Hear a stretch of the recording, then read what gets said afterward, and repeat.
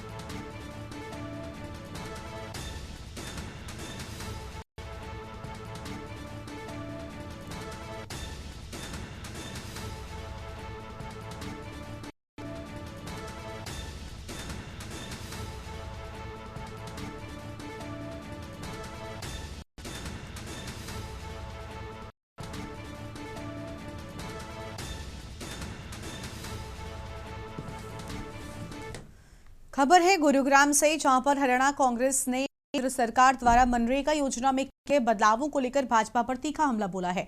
गुरुग्राम स्थित कांग्रेस कार्यालय में आयोजित राज्य स्तरीय प्रेस कॉन्फ्रेंस में राष्ट्रीय प्रवक्ता अजय उपाध्याय और प्रदेश अध्यक्ष राव नरेंद्र सिंह ने सरकार की नीतियों को गरीब विरोधी करार दिया। राष्ट्रीय प्रवक्ता अजय उपाध्याय ने कहा कि गोडसे को पूछने वाली भाजपा अब गांधी जी के साथ साथ राम जी को भी धोखा दे रही है। उन्होंने आरोप लगाया कि मनरेगा का केवल नाम ही बदला गया, बल्कि इसके मूल स्वरूप को बदलकर इस योजना की हत्या कर दी गई। जो योजना पहले रोजगार की गारंटी देती थी, अब उससे लाखों गरीबों को वंचित कर दिया गया है।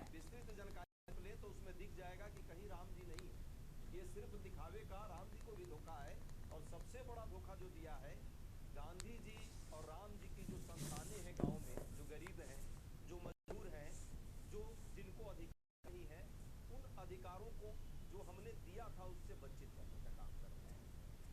दूसरी जो महत्वपूर्ण बात इस योजना के तहत है वो है, सबसे महत्वपूर्ण है वो है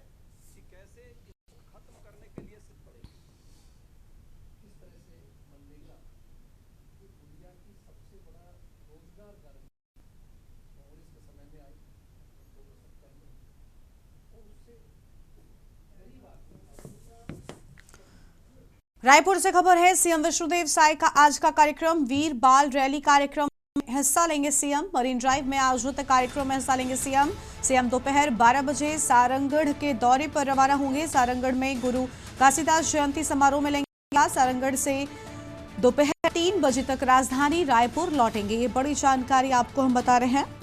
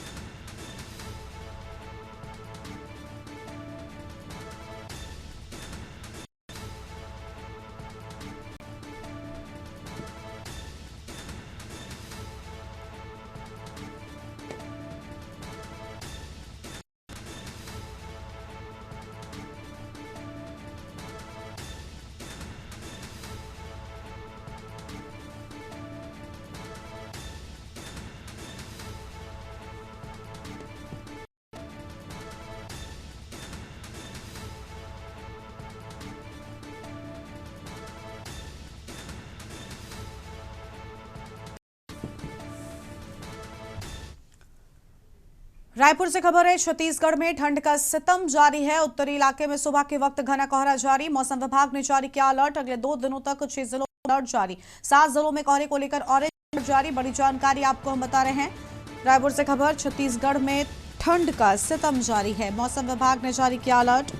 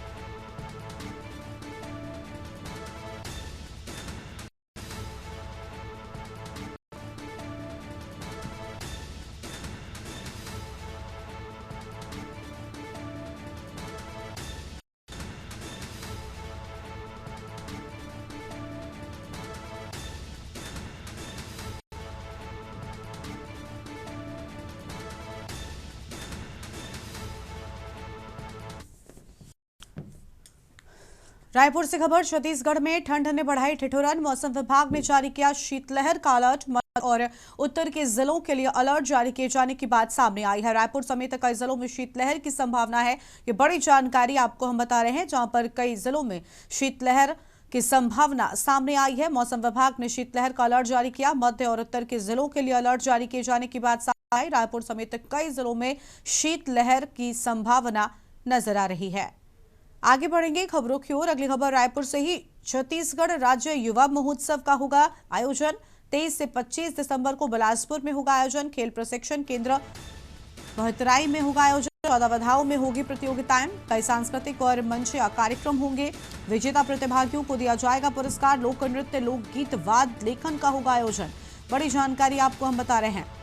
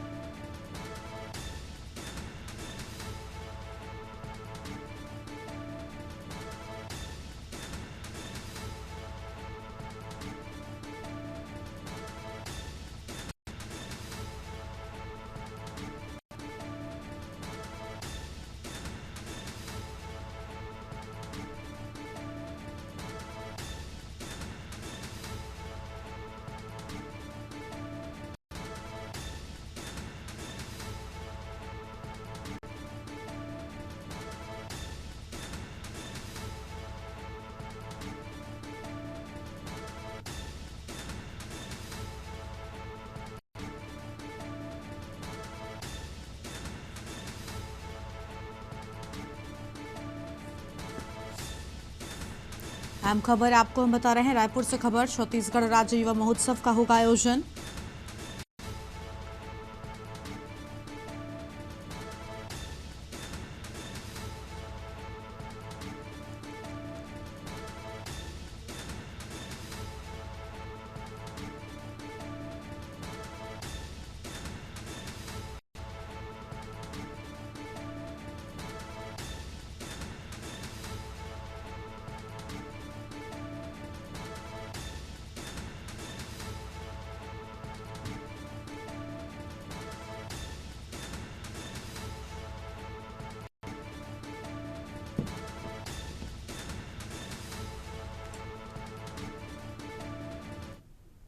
रायपुर से खबर। बड़ी जानकारी आपको रायपुर से हम बताते हैं, जहां पर कई जिलों में शीतलहर की संभावना।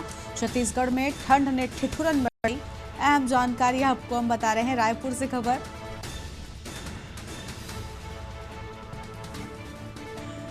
मध्य और उत्तर के जिलों के लिए अलर्ट जारी किए जाने की बात सामने आई है।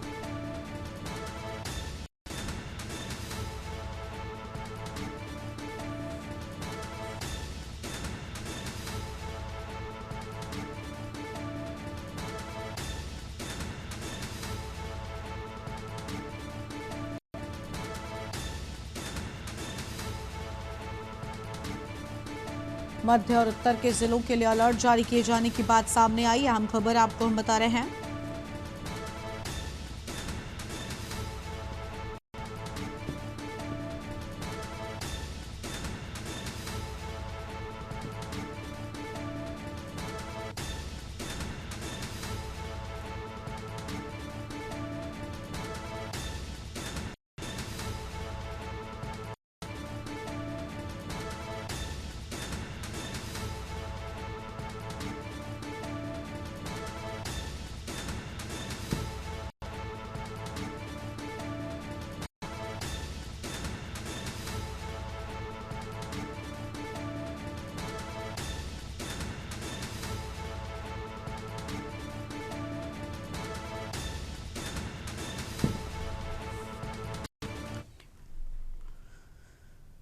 आगे बढ़ते हैं खबरों की ओर। देवघर बाबा नगरी के सदर अस्पताल में स्वास्थ्य सेवाओं को अत्याधुनिक बनाने की दिशा में एक बड़ा कदम उठाया गया है। उपायुक्त नमन प्रियेश लकड़ा के निर्देशानुसार सदर अस्पताल परिसर में सियाम मशीन का विधिवत शुभारंभ किया गया और civil surgeon doctor Yugal Kishore Chaudhary ने इस आधुनिक मशीन का उद्घाटन करते हुए इसे जिले वासियों के लिए बड़ी सौगात बताया है। ये मशीन HD एचडीएफसी बैंक द्वारा सीएसआर मद के तहत जिला प्रशासन को सहयोग स्वरूप प्रदान की गई है। श्याम मशीन की स्थापना से अब देवघर के हड्डी रोग से पीड़ित मरीजों को बाहर के चक्कर नहीं लगाने पड़ेंगे। इस तकनीक की सबसे बड़ी विशेषता यह है कि इसमें बड़े चीरे की जरूरत नहीं होती। डॉक्टर स्क्रीन पर देखकर दूरबीन के जरिए बारीकी से ऑपरेशन या प्लास्टर कर सकते हैं।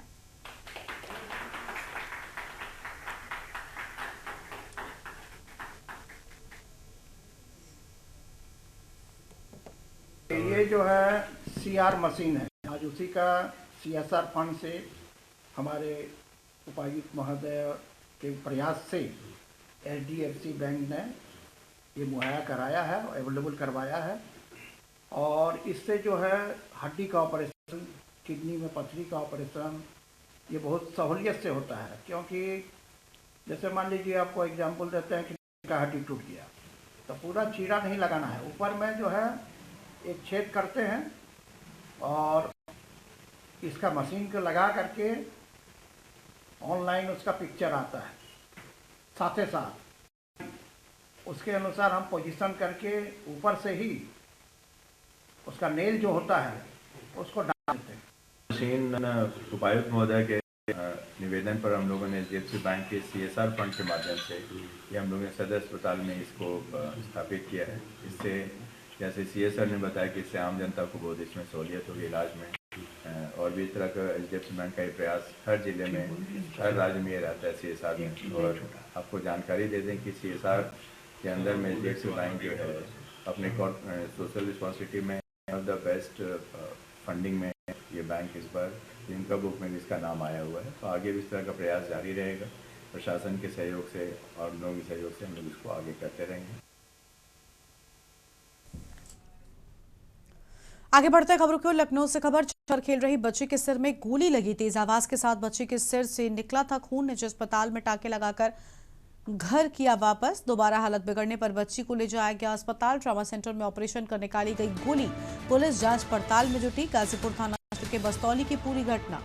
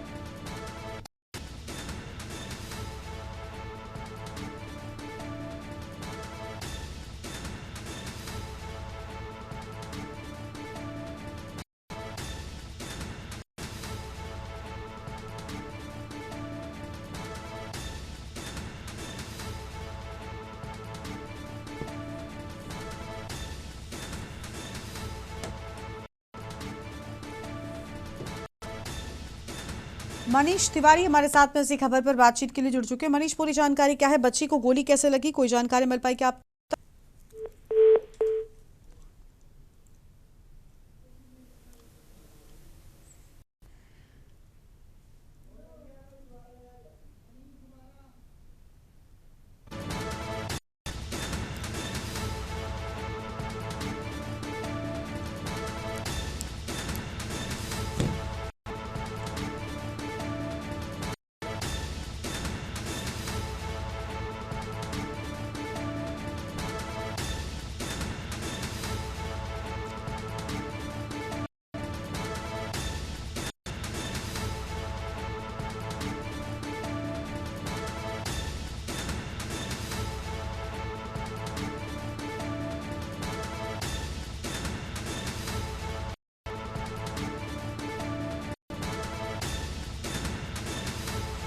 मनीष तिवारी हमारे साथ एक बार फिर से जुड़ चुके हैं। मनीष, पूरी जानकारी क्या है? बच्ची को गोली लगी, अभी स्थिति कैसी है?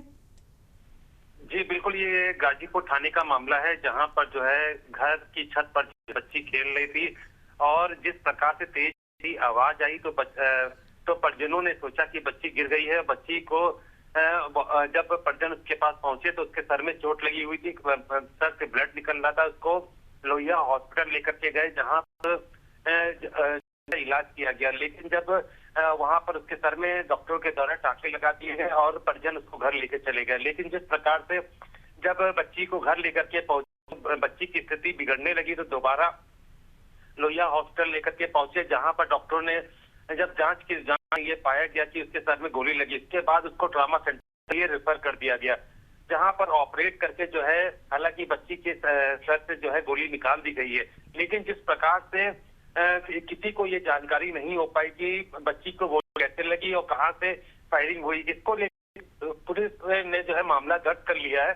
अब पुलिस ने जिस प्रकार से उसके सर से जो छर्रा निकला है, उस छर्रे के बिहार पर जो लाइसेंसी रिवॉल्वर या जो भी बंदूकें हैं, तो उनकी जो है उसी की बिहार पे जो है आगे की जांच कर रही है। अभी तक ये पुलिस लगाने में कोशिश कर रही है कि फायरिंग काफी जो जहां आसपास से के जो सीसीटीवी लगे हुए हैं, पुलिस उनके द्वारा भी अपनी पड़ताल कर रही है और गोली के माध्यम से जो है फॉरेंसिक जांच के लिए भेजा गया कि किस असलहे से जो है ये फायरिंग हुई है, उसके बिहार पर आरोपी तक पहुंचा जा सकेगा। लेकिन जिस प्रकार से मेडिकल कॉलेज में बच्चे अभी भी आईसीयू में एडमिट है, जहां पर ऑपरेशन हो चुका है, अभी डॉक्टर अभी कुछ नहीं रहे हैं, लेकिन उनके द्वारा ये बताया गया है कि बच्चे के सर से गोली निकाल दी गई है और कुछ देर के बाद, कुछ समय के बाद मालूम चल सकेगा बच्ची की क्या स्थिति है। अब ये देखना है कि पुलिस जो आरोपी तक कब तक पहुंच पाएगी, उसकी पड़ताल जो है पुलिस के द्वारा की जा रही है। जी, बहुत शुक्रिया मनीष आपका हमारे साथ जुड़ने के लिए और अहम जानकारी के लिए। बड़ी खबर आपको हम बता रहे हैं, दोबारा हालत बच्चे को ले जाया गया अस्पताल। अहम जानकारी आपको हम लखनऊ से बता रहे थे।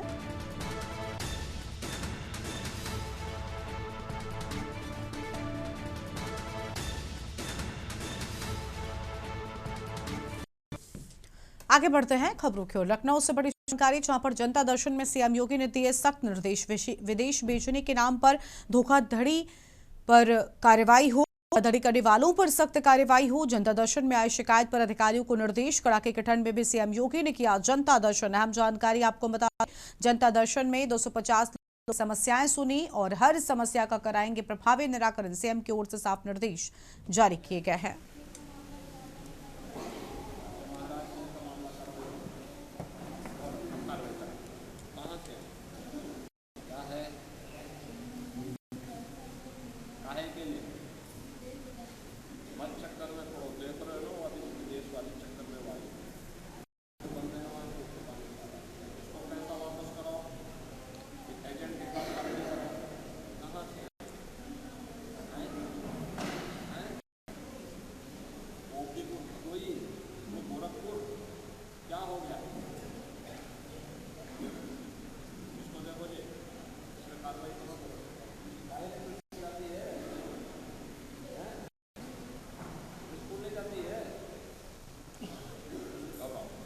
कार्रवाई करें।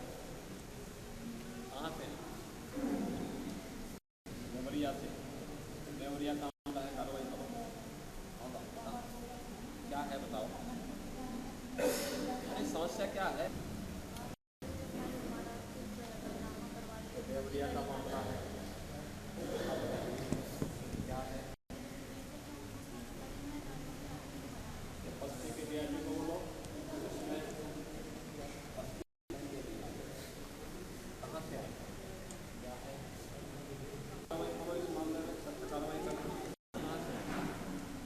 क्या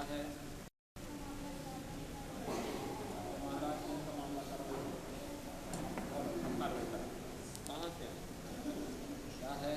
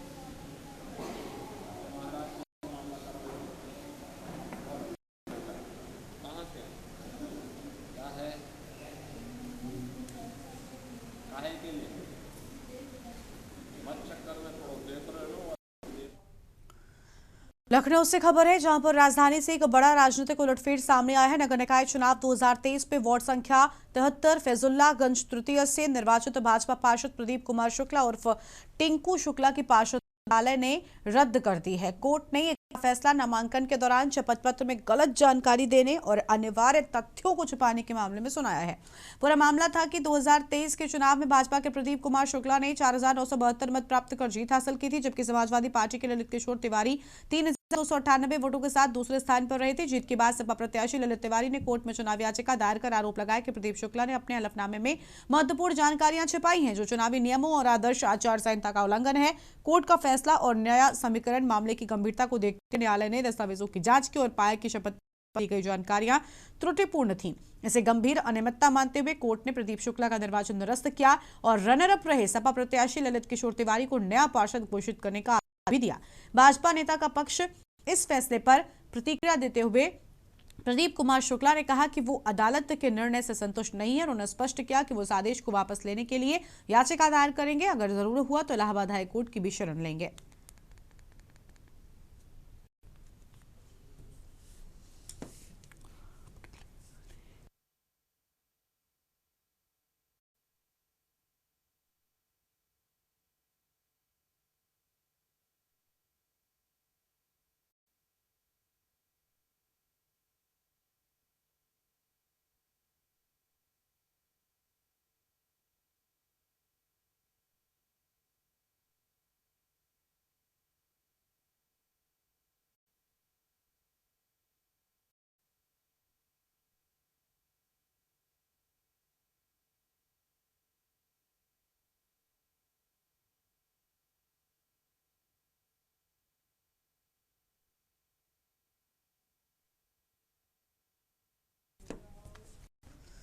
हापुड़ से खबर, नेशनल हाईवे पर खतरनाक स्टंट। दिल्ली लखनऊ हाईवे पर खतरनाक स्टंट। ऊपर से गुजर रही रेलवे लाइन पर स्टंट। लोहे के पुल पर लटककर युवक का स्टंट किए जाने की बात सामने आई है।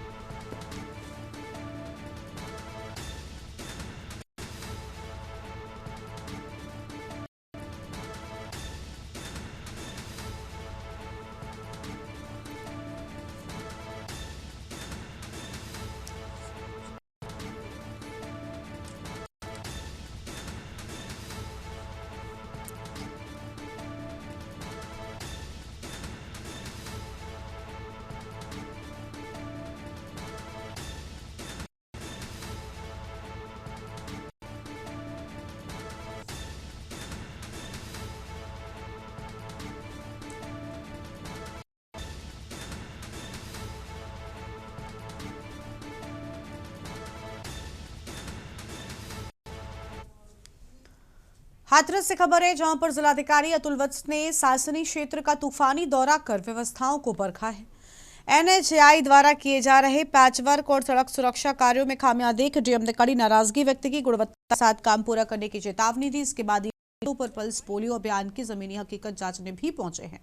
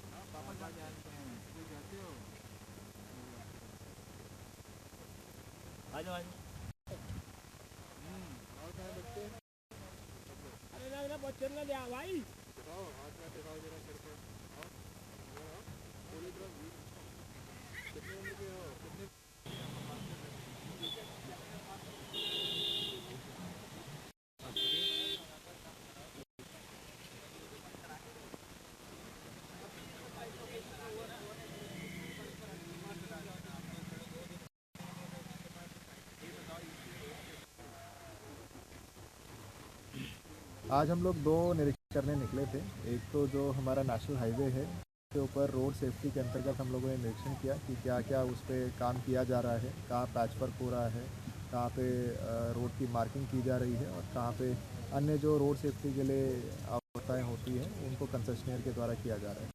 दूसरा निरीक्षण जो कि आप सभी जानते हैं कि पल्स पोलियो के लिए अभी इम्यूनाइजेशन ड्राइव चलाया जा रहा है, तो ईंट भट्टों में हमारे कुछ ऐसे बच्चे छूट जाते हैं जहाँ तक टीम नहीं आ पाती या फिर वो लोग इसके बारे में थोड़ा जागरूक नहीं है। तो आज 5 ईंट भट्टों को हम लोगों ने चेक किया है। 5 में से 2 ईंट भट्टे हमें ऐसे मिले हैं जहाँ पर अभी नहीं हुआ था, नहीं किया गया था, तो उनमें तत्काल इम्यूनाइजेशन कराने के लिए निर्देशित किया गया है। खबर है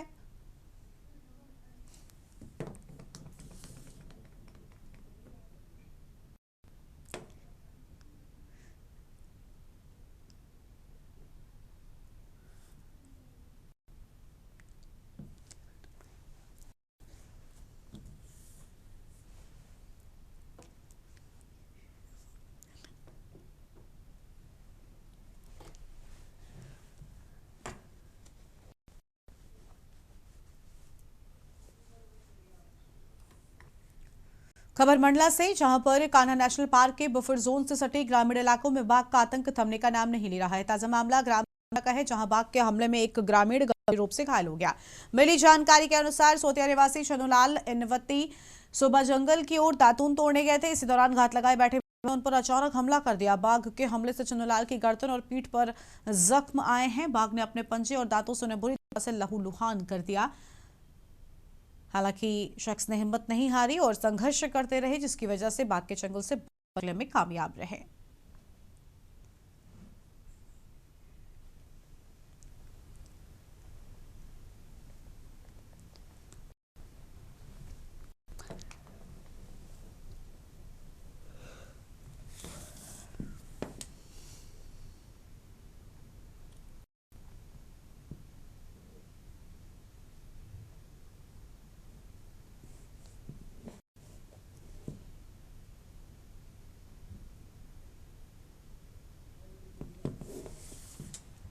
डोईवाला से खबर, हरिद्वार सांसद त्रिवेंद्र सिंह रावत का जन्मदिन आज। बालावाला में आयोजित होगा रक्तदान शिविर कार्यक्रम। त्रिवेंद्र सिंह रावत करेंगे उद्घाटन। कार्यकर्ता के नेता को देंगे जन्मदिन की बधाई।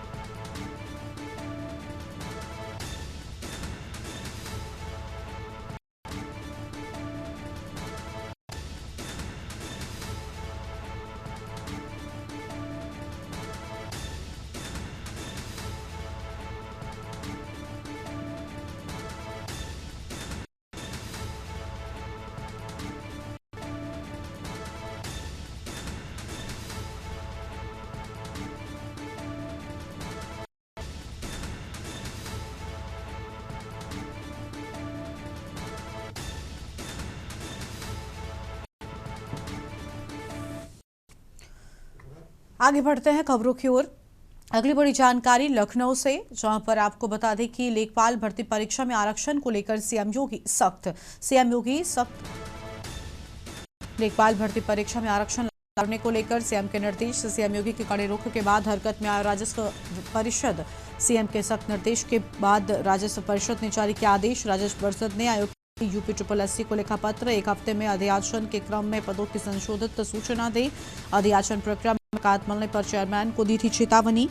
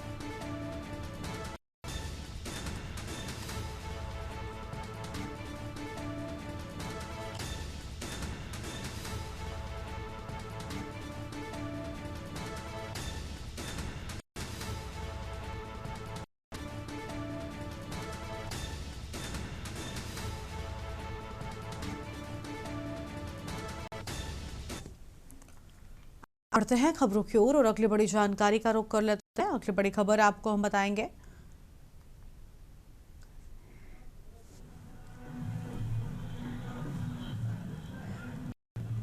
ललितपुर से है, जहां पर बानपुर थाना क्षेत्र में आधा दर्जन से अधिक बेखौफ दबंगों ने एक युवक पर जानलेवा हमला कर क्षेत्र में दहशत फैला दी। पीड़ित अभिषेक सिंह पर यह हमला उस समय हुआ जब वो बाजार जा रहा था कि तभी मुंह बांधे दबंगों ने उसे घेर कर बेरहमी से पीटा। हमले में अभिषेक के हाथ पैर में फ्रैक्चर हुआ। आरोप है कि क्रूरता की हदें पार करते हुए दबंगों ने उसके नाखून तक खींच लिए। विवाद दादाजी की पीढ़ी से चले आ रहे पुराने जमीनी रंजिश का परिणाम बताया जा रहा है।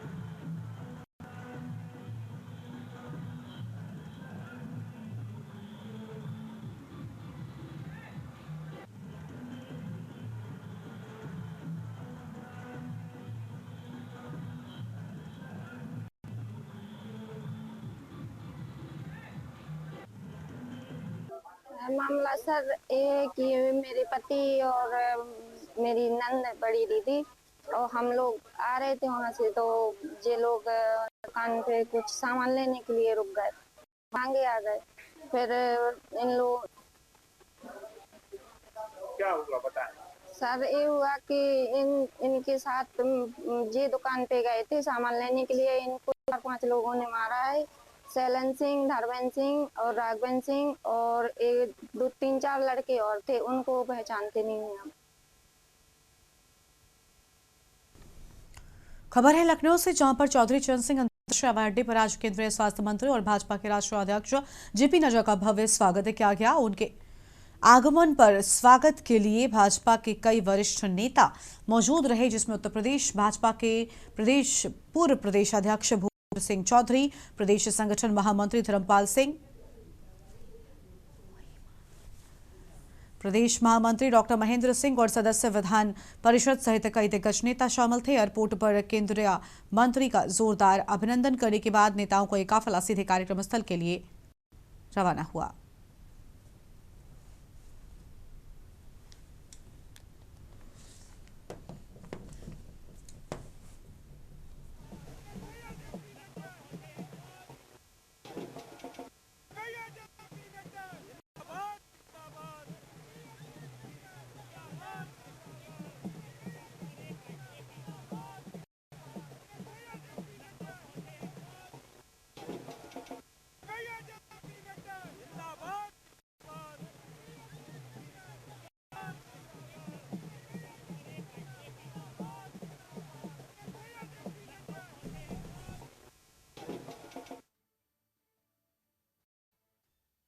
पर शक्तिनगर थाना क्षेत्र में पुलिस को एक बड़ी कामयाबी हाथ लगी है।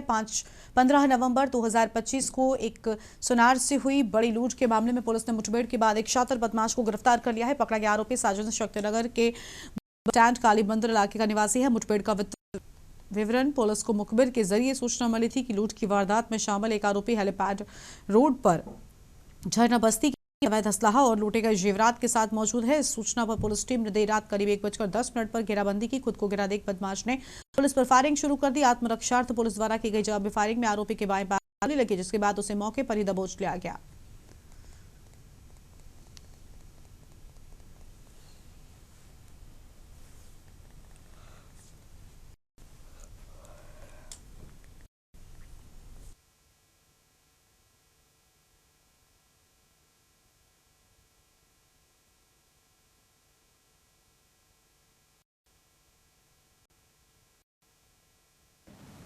थानाध्यक्ष शक्तिनगर को मुखबिर खास द्वारा ये सूचना प्राप्त हुई कि मुकदमा अपराध संख्या 191/25 अंतर्गत धारा 304(1) बीएनएस के अभियुक्त ने साथी को जो जेवरात हैं उस पार करने के लिए हेलीपैड रोड पर मौजूद है। इस सूचना पर थानाध्यक्ष शक्तिनगर अपनी पुलिस टीम के साथ आए। मौके पर पुलिस को आता ही देखते अभियुक्त ने पुलिस टीम पर फायर झोंक दिया। आत्मरक्षार्थ पुलिस द्वारा फायर किया, जिसमें अभियुक्त के पैर पे गोली लगी है।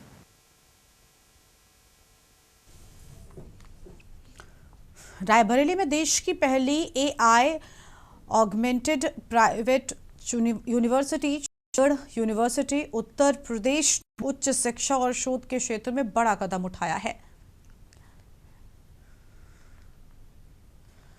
यूपी ने 21 multidisciplinary PhD programs launch किए, जिससे उत्तर प्रदेश को एक रिसर्च इंटेंसिव एजुकेशन हब बनाने की दिशा में नई शुरुआत हुई है। पीएचडी प्रोग्राम्स में engineering, computer science, data science, biotechnology, pharmacy, management, law और लिबरल आर्ट्स जैसे प्रमुख क्षेत्र शामिल हैं। जनवरी 2026 बैच के लिए प्रवेश प्रक्रिया शुरू हो चुकी है। सीयूयूपी में पीएचडी स्कॉलर्स को high and research labs, AI/ML research centre, Apple vision pro lab और साइबर डिफेंस हब जैसी सुविधाएं उपलब्ध कराई जाएगी। साथ ही दुनिया के टॉप 2% वैज्ञानिकों का मार्गदर्शन भी छात्रों को मिलेगा।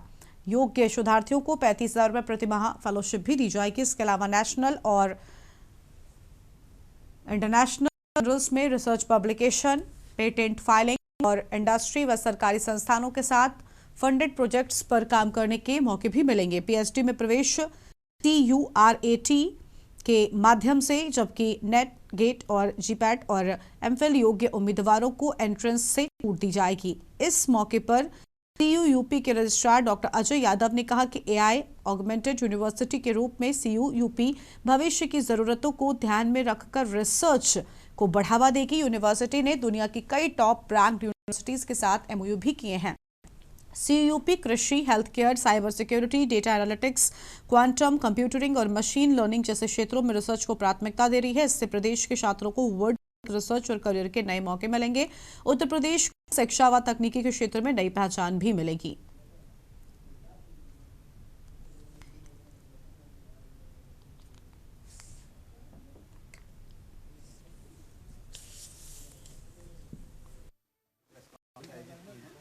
इस प्रेस कॉन्फ्रेंस का मुख्य उद्देश्य जो है हमारे जो PhD प्रोग्राम है उनको लॉन्च करना, और उसके साथ साथ जो है ये 21 अलग-अलग डोमेन्स में ऑफर किए जा रहे हैं। इसमें जो है जो ध्यान रखा गया है कि जो राष्ट्रीय स्तर की जो हमेशा से क्वालिटी के ऊपर फोकस करती है, जैसा कि हमारी जो मुख्य पैरेंटल और प्रोग्राम्स बनाए गए हैं, इसमें फोकस है टेक्नोलॉजी के, और जो है कोशिश ये है कि एक विश्व स्तरीय PhD प्रोग्राम बने, ताकि इसकी दुनिया में एक पहचान। नमस्कार, मेरा नाम doctor Ajay Kumar Yadav, registrar Chandigarh university Unnao Uttar Pradesh. आज रायबरेली में हम ये प्रेस कॉन्फ्रेंस आयोजित की है। इस प्रेस कॉन्फ्रेंस का मुख्य उद्देश्य जो है हमारे जो PhD प्रोग्राम है उनको लॉन्च करना, और उसके साथ साथ जो है ये 21 अलग-अलग डोमेन्स में ऑफर किए जा रहे हैं। इसमें जो है जो ध्यान रखा गया है कि जो राष्ट्रीय स्तर की जो हमेशा से क्वालिटी के ऊपर फोकस करती है, जैसा कि हमारी जो खबर रतलाम से है, जहां के हरदा में प्रस्तावित बड़े आंदोलन से पहले करणी सेना परिवार के प्रमुख जीवन सिंह शेरपुर ने जावरा में अपना आमरण अनशन शुरू कर दिया है। में आवाहन रैली को प्रशासन के द्वारा जाने के बाद शेरपुर ने अनशन पर बैठने का कड़ा निर्णय लिया। उन्होंने दो टूक शब्दों में कहा कि जब तक उनकी 21 सूत्रीय मांगे पूरी नहीं वो अनशन खत्म नहीं करेंगे। जीवन सिंह शेरपुर की इन 21 मांगों में कई सामाजिक और राजनीतिक मुद्दे शामिल हैं। उनकी प्रमुख मांगों में प्रेम विवाह में माता पिता की कानूनी सहमति अनिवार्य करना, आरक्षण का आधार आर्थिक तय करना और SC/ST में बिना जांच की गिरफ्तारी पर रोक लगाना, प्रदेश में स्मार्ट मीटरों पर प्रतिबंध और गौमाता को राष्ट्रमाता का दर्जा देना शामिल है।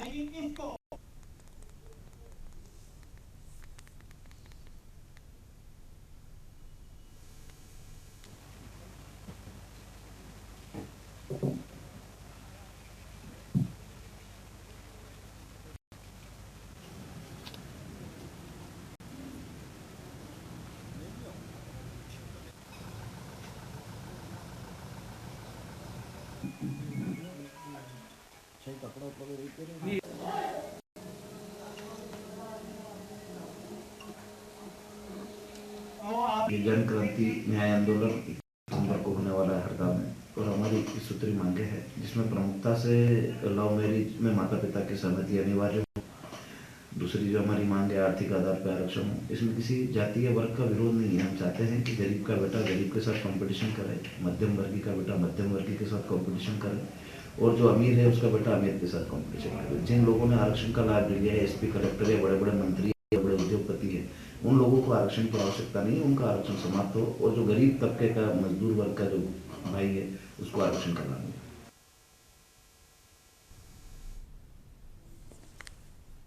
डोईवाला से खबर है, घने कोहरे के साथ हुई दिन की शुरुआत। डोईवाला क्षेत्र में कोहरे के आगोश में बढ़ा प्रकोप। बड़ी जानकारी आपको हम बता रहे हैं, खुले आसमान के नीचे रहने वालों की बढ़ गई मुसीबतें। घने कोहरे के साथ हुई दिन की शुरुआत। बड़ी जानकारी आपको हम बता रहे हैं, घने कोहरे के साथ दिन की शुरुआत हुई।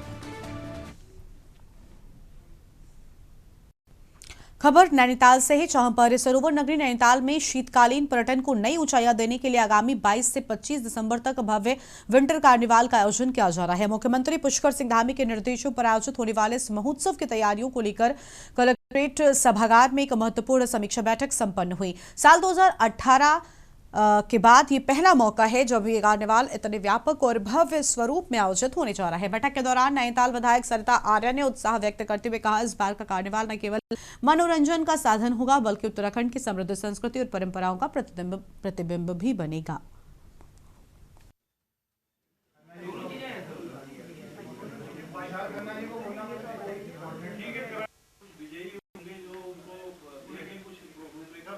उन्हें इंटरेस्ट लिया और फिर उसमें होटल एसोसिएशन और सारी संस्थाएं इसमें आई कि सभी ने बीड़ा उठाया कि इस बार विंटर कार्निवाल होना चाहिए।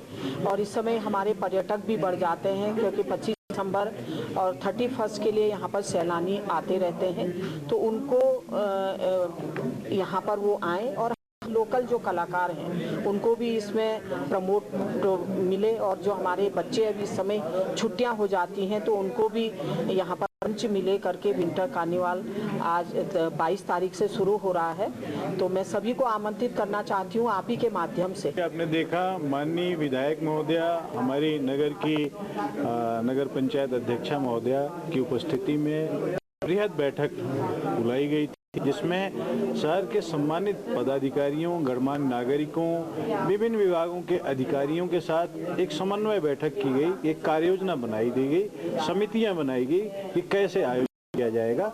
आयोजन हमारे 22 से चल के 25 तक होंगे। 22 को जैसा कि बताया गया कि हम जो है ट्रैकिंग का आयोजन करेंगे।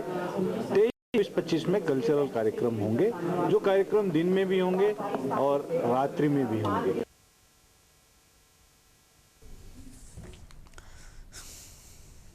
आगे बढ़ते हैं खबरों की ओर। देहरादून से खबर है, जहां पर उत्तराखंड के मौसम का मिजाज बदला है और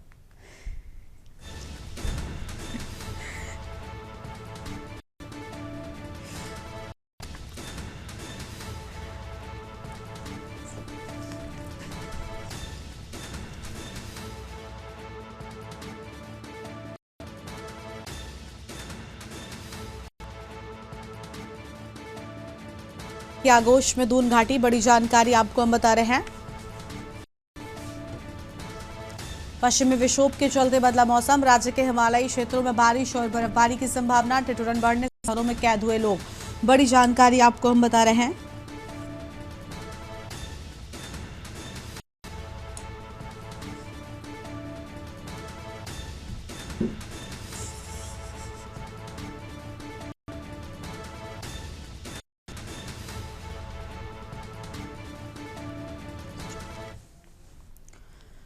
अगली खबर रायपुर से है, बड़ी जानकारी रायपुर से सामने आ रही है, उसका रुख है।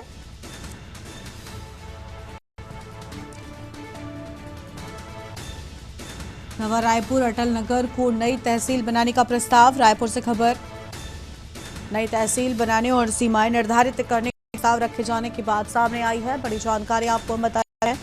मंदिर, हसौद, कोबरा, नवापार और अबनपुर के गांव को लेकर बड़ी जानकारी।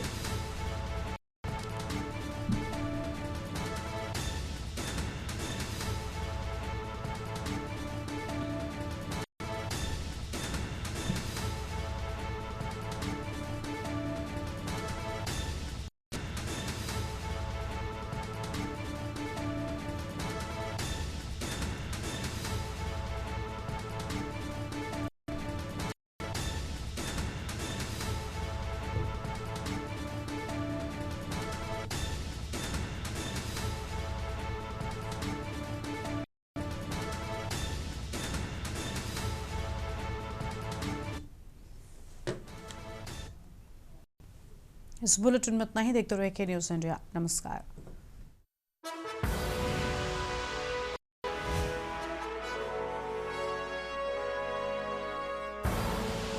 आप देख रहे हैं के न्यूज़, खबरों का